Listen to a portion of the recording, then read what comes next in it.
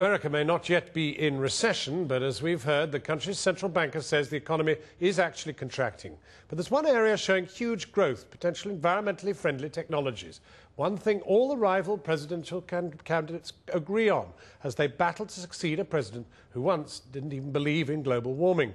Our Washington correspondent Sarah Smith went to Roscoe, Texas, where a new clean energy boom is providing hard-up farmers with a real windfall.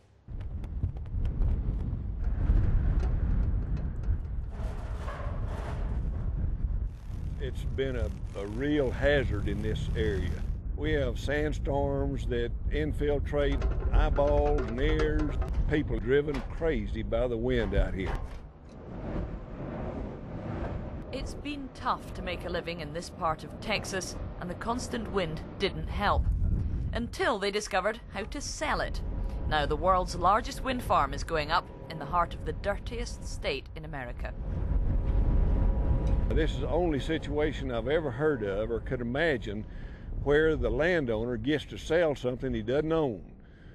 We don't own the wind, but we own the rights to the wind. And as opposed to the oil and gas business, we've got an endless supply of it. Just because Americans are the worst polluters on the planet doesn't mean they feel any kind of responsibility to change their ways. No one is erecting these wind turbines to save the planet. This is a commercial venture. But in a depressed area like this, green-collar jobs are every bit as welcome as any other kind. And eco-profits are still money in people's pockets.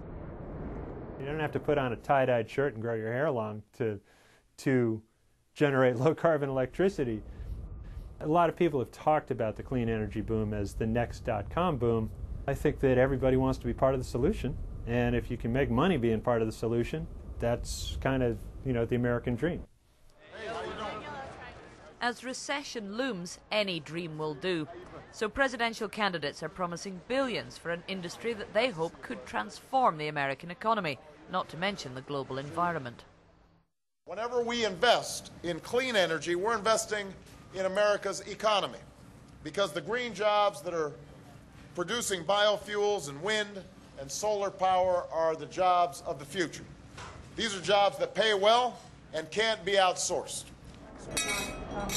While the rest of America tightens its belt, they are living it up in tiny Roscoe. Thanks to the wind farm, the local calf had to build an extension.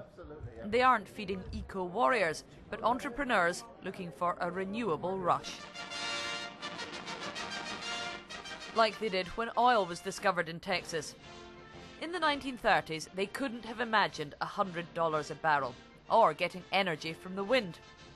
But the high price of fossil fuels makes renewables both competitive and desirable. We cannot continue to be over the barrel of $100 a barrel oil. We just need a president who will tackle this energy crisis. Now, I know it won't happen while we have the two oil men in the White House, but as soon as they're gone, I will begin to do just that. And I'm telling you, if we do this right, we will create millions of new good jobs. Issues like global warming still don't drive the public debate here in the United States. The presidential candidates talk much more about green jobs than they do talk about global warming as a reason to move toward cleaner power. So, the United States is a great commercial country, and when you finally talk dollars and cents, that's what's going to motivate the American public. Solar roofing system. And a soaring trade deficit in an unstable world means Americans now see national security reasons to generate their own homegrown energy. We are spending $400 billion a year on imported oil. That money is going to many countries that are not friends of ours. Some of that money ends up in the hands of terrorist organizations who want to do bad things to America. We can eliminate over time that dependence on foreign oil, and green technologies is one of the key ways in achieving that absolute vital national security requirement. In wind-blown parts of Texas, cotton is about all you can grow. It makes only $35 an acre. Stick up a wind turbine and suddenly you're making $100. And you can still grow the cotton. Profits like that persuaded even George W. Bush to jumpstart the industry by passing a wind tax credit when he was the governor. And that's what persuaded these landowners to go green. They wouldn't be doing it just because they felt responsible for the environment. Well, we can say that, but it's follow the money. Follow the money.